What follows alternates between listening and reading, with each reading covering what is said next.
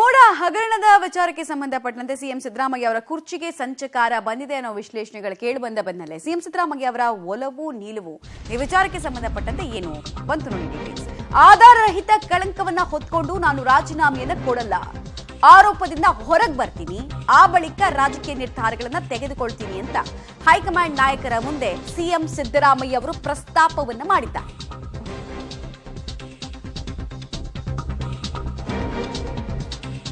Public ಟಿವಿಯಲ್ಲಿ exclusive inside details. CM MUDA ಹಗರಣಕ್ಕೆ ಸಂಬಂಧಪಟ್ಟಂತೆ ಡೀಟೇಲ್ಸ್ ಇದು. ಆಧಾರ ರಹಿತ ಕಳಂಕವನ್ನ ಹೊತ್ಕೊಂಡು ನಾನು ರಾಜೀನಾಮೆಯನ್ನು ಕೊಡಲ್ಲ, ನನ್ನ ರಾಜಕೀಯ ಜೀವನದಲ್ಲಿ ಇದೊಂದು ಕಪ್ಪು ಚುಕ್ಕೆ ಆದಂಗೆ ಆಗ್ಬಿಡುತ್ತೆ. ಶುಭ್ರ ಬಟ್ಟೆಯನ್ನು ಧರಿಸಿದ್ದೀನಿ, ಸೊ ಅದೇ ಬಟ್ಟೆಯನ್ನು ಧರಿಸಿಕೊಂಡೇ ಆಚೆ ಸಾರ್ವಜನಿಕರ ಮುಂದೆ ಬರ್ತೀನಿ. ಕಳಂಕ ಇದ್ದ ಸಂದರ್ಭದಲ್ಲಿ ಅಥವಾ ಕಳಂಕ ಬಂದ ಸಂದರ್ಭದಲ್ಲಿ ರಾಜೀನಾಮೆ ಕೊಡೋದು ಬೇರೆ ರೀತಿಯಾದಂತಹ ಸಂದೇಶ ತನ್ನನ್ನ ನಂಬಿದವರಿಗೆ ಹೋಗುತ್ತೆ. ಹೀಗಾಗಿ ಹೈಕಮಾಂಡ್ ಬಳಿ ಸಮಯವನ್ನ ಕೇಳಿದ್ದಾರೆ.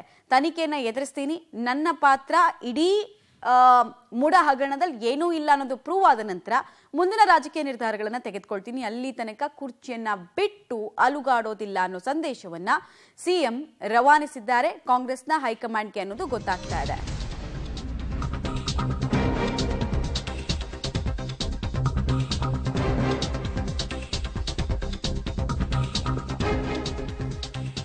ನಲವತ್ತು ವರ್ಷ ರಾಜಕೀಯದಲ್ಲಿ ಇರದಂತಹ ಅಪವಾದ ಈ ಯಾಕೆ ಅಂತ ಅವ್ರಿಗೆ ಪ್ರಶ್ನೆ ಕಾಡ್ತಾ ಇದೆ. ಇನ್ಫ್ಯಾಕ್ಟ್ ಈ ವಿಚಾರವಾಗಿ ಆಪ್ತರ ಜೊತೆಗೆ ಚರ್ಚೆಯನ್ನ ಕೂಡ ಮಾಡಿದ್ದಾರೆ, ಹೈಕಮಾಂಡ್ ಜೊತೆಗೂ ಚರ್ಚೆ ಮಾಡಿದ್ದಾರೆ. ಕಡೆಯ ರಾಜಕೀಯ ಘಟ್ಟದಲ್ಲಿರುವ ನನ್ನ ವಿರುದ್ಧ ಪಿತೂರಿಗಳನ್ನು ಮಾಡ್ತಾ ಇದ್ದಾರೆ. ಅವ್ರ ಪ್ರಕಾರ ಇದು ಪೊಲಿಟಿಕಲ್ ಕಾನ್ಸ್ಪಿರಸಿ.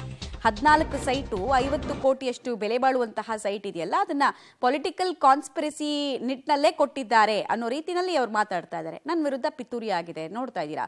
ಹೈಕಮಾಂಡ್ ನಾಯಕರಿಗೆ ಸಂದೇಶವನ್ನ ಕೊಟ್ಟಿರುವಂತಹ ಅವರು ಏನೇನು ಹೇಳಿದ್ದಾರೆ ಅಂತ.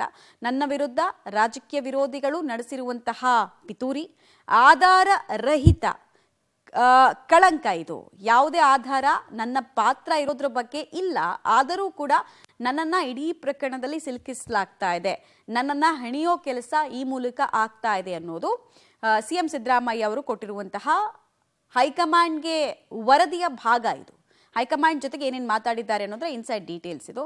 ಕಳಂಕ ಹೊತ್ತು ನಾನು ರಾಜೀನಾಮೆಯನ್ನು ಕೊಡಲ್ಲ, ಅಪವಾದವನ್ನ ಹೊತ್ಕೊಂಡು ಅಪ್ರಾಮಾಣಿಕ ಅಂತ ಅಂದ್ಕೊಂಡು ನಾನು ರಾಜೀನಾಮೆಯನ್ನು ಕೊಡಲ್ಲ, ನಾನು ತನಿಖೆಯನ್ನ ಎದುರಿಸಿ ಆರೋಪದಿಂದ ಮುಕ್ತನಾಗಿ ಹೊರಗೆ ಬರ್ತೀನಿ ಅನ್ನೋ ವಿಚಾರವನ್ನ ಕೂಡ ಹೈಕಮಾಂಡ್ ಅಂಗಳಕ್ಕೆ ತಲುಪಿಸುವ ಕೆಲಸವನ್ನ ಸಿಎಂ ಸಿದ್ದರಾಮಯ್ಯ ಅವರು ಮಾಡಿದ್ದಾರೆ. ಆ ಬಳಿಕ ನಾನು ರಾಜಕೀಯ ನಿರ್ಧಾರಗಳನ್ನು ತೆಗೆದುಕೊಳ್ತೀನಿ. ಆಮೇಲೆ ಇದನ್ನ ನೀವು ಗಮನಿಸ್ತಾ ಇದ್ರೆ ಕೇಜ್ರಿವಾಲ್ ಅವರು ಆರಂಭಿಕ ಹಂತದಲ್ಲಿ ಅವ್ರ ಮೇಲೆ ಆರೋಪ ಬಂತು, ಜೈಲಿಗೆ ಹೋದ್ರು, ಆದ್ರೂ ಕೂಡ ಅವರು ಕುರ್ಚಿಯನ್ನು ಬಿಟ್ಕೊಟ್ಟಿರ್ಲಿಲ್ಲ. ನಂತರ ಸುಪ್ರೀಂ ಕೋರ್ಟ್ ಬೇಲ್ ಪಡೆದುಕೊಂಡ ನಂತರ ಸುಪ್ರೀಂ ಕೋರ್ಟ್ ಹಾಕಿದ ಕಂಡೀಷನ್ಸ್ ನಂತರ ಅವರು ರಾಜೀನಾಮೆಯನ್ನು ಕೊಟ್ಟರು. ಈಗ ಇವರು ಕೂಡ ಅಂಥದ್ದೇ ಆಯ್ಕೆ. 40 ವರ್ಷ ರಾಜಕೀಯದಲ್ಲಿ ನನ್ನ ಮೇಲೆ ಯಾವುದೇ ಅಪವಾದ ಇರಲಿಲ್ಲ, ಭ್ರಷ್ಟಾಚಾರಕ್ಕೆ ಸಂಬಂಧಪಟ್ಟಂತೆ ಒಂದೇ ಒಂದು ಅಪವಾದ ಕೂಡ ನನ್ನ ಮೇಲೆ ಇರಲಿಲ್ಲ. ಕಡೆಯ ರಾಜಕೀಯ ಘಟ್ಟದಲ್ಲಿ ಅಥವಾ ಅತ್ಯಂತ ನಿರ್ಣಾಯಕ ರಾಜಕೀಯ ಘಟ್ಟದಲ್ಲಿ ನನ್ನ ವಿರುದ್ಧ ಪಿತೂರಿಯನ್ನ ನಡೆಸಲಾಗಿದೆ ಅನ್ನೋದನ್ನ ಹೈಕಮಾಂಡ್ ಗಮನಕ್ಕೆ ಸಿಎಂ ಸಿದ್ದರಾಮಯ್ಯ ಅವರು ತಂದಿದ್ದಾರೆ.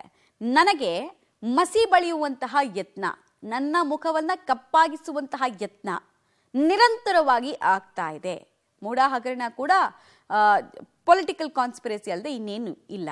ಆಮೇಲೆ ಈ ವಿಚಾರ ಪಕ್ಷಕ್ಕೆ ಮುಜುಗರವನ್ನು ನಾನು ತರಲ್ಲ. ಈ ವಿಚಾರದಲ್ಲಿ ನನಗೆ ನನ್ನ ಮೇಲೆ ಕಾನ್ಫಿಡೆನ್ಸ್ ಇದೆ, ನನ್ನಿಂದ ಪಕ್ಷಕ್ಕೆ ಯಾವುದೇ ಮುಜುಗರ ತರಲ್ಲ ಅನ್ನೋ ವಿಚಾರವನ್ನು ಕೂಡ ಶೇರ್ ಮಾಡ್ಕೊಂಡಿದ್ದಾರೆ ಅನ್ನೋದು ಗೊತ್ತಾಗ್ತಾ ಇದೆ. ಸೊ ಇದು ಹೈಕಮಾಂಡ್ ಅಂಗಳದಲ್ಲಿ ಚರ್ಚೆ ಆಗಿರುವಂತಹ ವಿಚಾರ.